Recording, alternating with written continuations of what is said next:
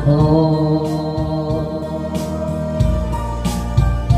Kahit saan ka man ngayon, tingin mo itong awitin, baka sa